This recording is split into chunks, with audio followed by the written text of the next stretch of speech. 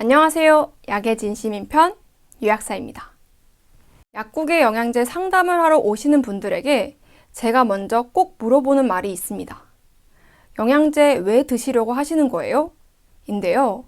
먼저 영양제를 찾는 그 이유를 듣고 나이와 성별 등을 고려하여 필요한 영양제를 권해드리기 위해서입니다. 오늘은 제가 어떤 분들에게 마그네슘을 권하는지에 대해 이야기를 해보도록 하겠습니다. 먼저 마그네슘은 우리 몸에서 어떤 역할을 할까요? 마그네슘은 칼슘, 인과 함께 정상적인 골격을 형성하는 데 필요한 미네랄입니다.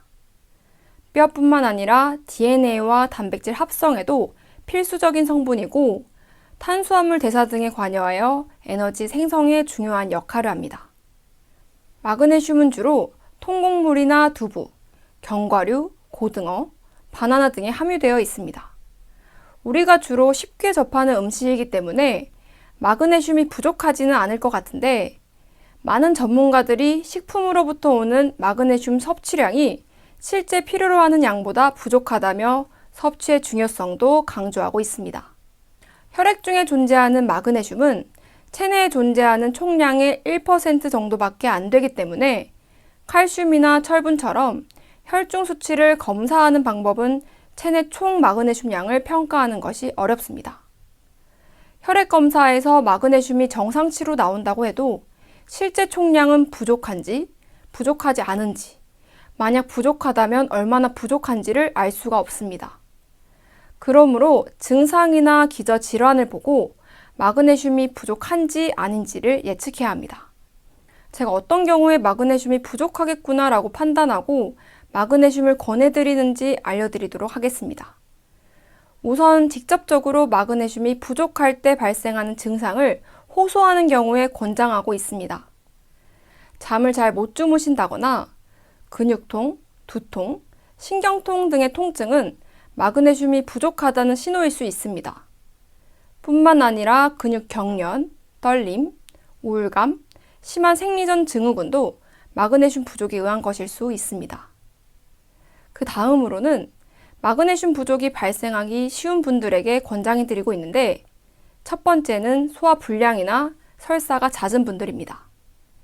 음식으로부터 마그네슘과 같은 미네랄을 잘 흡수하려면 위와 장이 튼튼해야 하는데 그러지 못할 경우 먹은 만큼 제대로 흡수를 못할 수 있습니다. 특히 저산증의 경우 마그네슘 흡수에 꼭 필요한 위산이 저하된 상태이기 때문에 흡수가 떨어질 수 있습니다.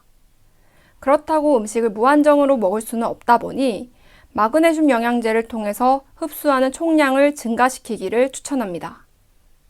두 번째는 고령자입니다. 앞에서 말한 이유와 마찬가지로 연세가 있으신 분들은 젊은 사람들에 비해 위장 기능이 떨어져 있는 경우가 많고 같은 음식을 먹더라도 흡수가 되는 마그네슘의 양은 부족할 수 있습니다. 다만 마그네슘만을 섭취하다 보면 뼈가 약해질 수 있으니 꼭 칼슘과 함께 복용하는 것을 추천하고 있습니다. 세 번째는 스트레스를 많이 받는 경우입니다. 모든 현대인들에게 빠질 수 없는 스트레스. 스트레스를 받으면 몸에서 아드레날린 호르몬이 분비가 되고 이 아드레날린은 마그네슘을 몸 밖으로 배출시키기 때문에 이 스트레스도 마그네슘 부족의 원인이 될 수 있습니다. 오늘은 마그네슘에 대해서 이야기를 해보았습니다. 물론 마그네슘의 부족이 원인이 아닐 수 있고 그럴 경우 마그네슘을 영양제로 먹어도 증상이 해결되지 않을 수 있습니다.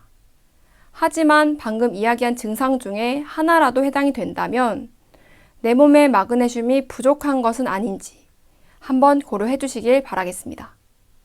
여기서 마치겠습니다. 이상 약의 진심인 편 유약사였습니다.